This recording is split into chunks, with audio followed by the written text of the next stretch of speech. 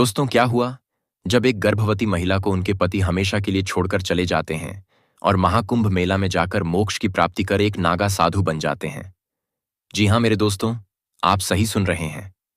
एक गर्भवती महिला को उनके पति हमेशा के लिए छोड़कर चला जाता है और महाकुंभ मेला में जाकर एक नागा साधु बन जाता है।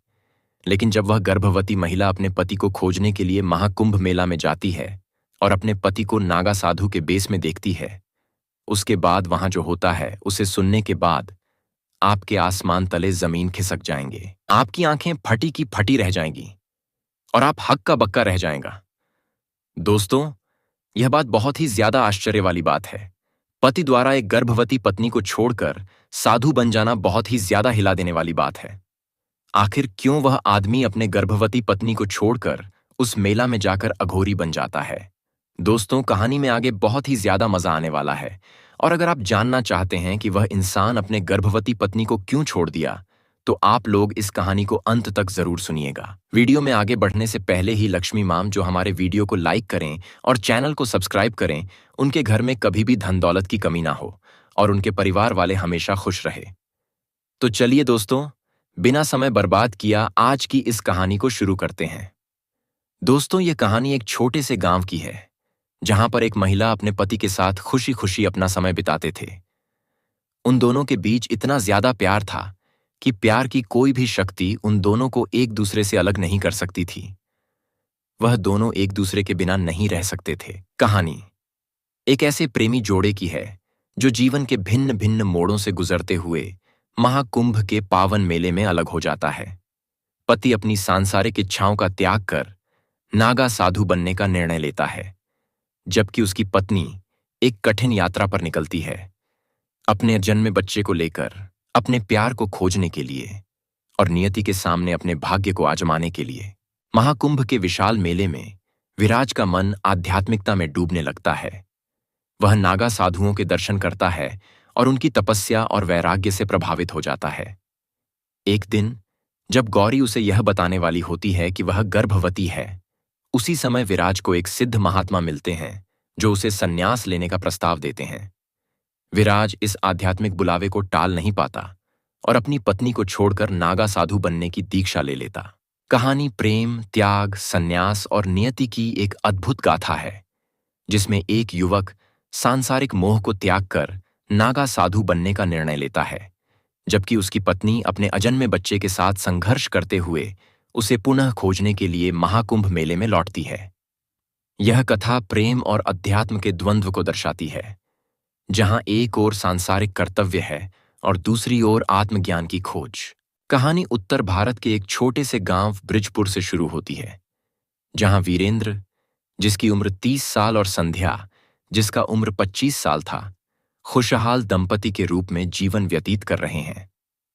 दोनों का विवाह हुआ था कुछ वर्षों पहले और संध्या को वीरेंद्र से गहरा प्रेम था। वीरेंद्र एक धार्मिक प्रवृत्ति का व्यक्ति था, जिसे हमेशा से साधु संतों की संगति में रुचि थी। उसे योग, ध्यान और गीता के श्लोक कंठस्थ थे। हालांकि संध्या उसे बहुत प्रेम करती थी और चाहती थी कि वह उनके सुखी दाम्पत्य जीवन में रमा रहे। महाकुंभ मेला प्रयागराज आने वाला था और वीरेंद्र का मन उधर जाने के लिए बेचैन था। गांव के कई लोग महाकुंभ में स्नान करने जाने वाले थे, लेकिन वीरेंद्र के मन में कुछ और ही था। वह वहां आत्मज्ञान की खोज में जा रहा था। महाकुंभ का मेला अपने पूरे वैभव पर था। गंगा के तट पर लाखों श्रद्धालु डुबकी लगा रहे थे, संत महात्माओं के प्रवचन हो रहे थे और नागा साधु अपने अनुष्ठानों में लीन थे। वीरेंद्र और संध्या भी यहां आए, लेकिन संध्या इस यात्रा को तीर्थ यात्रा समझ रही थी, जबकि वीरेंद्र की आत्मा कुछ और ही खोज रही थी। एक दिन वीरेंद्र की मुलाकात एक सिद्ध नागा बाबा से हुई।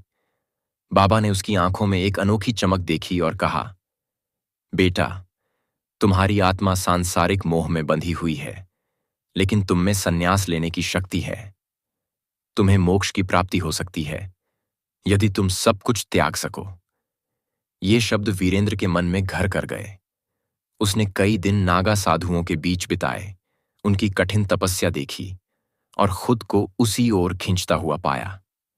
संध्या इस बात से अनजान थी कि उसका पति धीरे धीरे नागा साधु बनने के मार्ग पर बढ़ रहा था। एक रात जब संध्या ने वीरेंद्र को यह बताया कि वह गर्भवती है, तो वीरेंद्र का मन विचलित हो गया। यह खबर उसे खुश करने के बजाय उसके अंदर एक गहरा द्वंद्व जगा गई। मैं पिता बनने जा रहा हूं, लेकिन मेरा हृदय तो सन्यास की ओर खींच रहा है। संध्या ने जब वीरेंद्र की आंखों में देखा तो उसे अजीब सा खालीपन नजर आया। अगली सुबह वह उठी तो वीरेंद्र कहीं नहीं था। उसने पूरे महाकुंभ मेले में उसे ढूंढा, लेकिन वह जा चुका था। नागा संप्रदाय में शामिल होकर सन्यास की राह पकड़ चुका था। संध्या के लिए यह एक असहनीय आघात था। वह अकेली थी, गर्भवती थी, और जिसे वह सबसे ज्यादा प्यार करती थी वह उसे छोड़कर जा चुका था।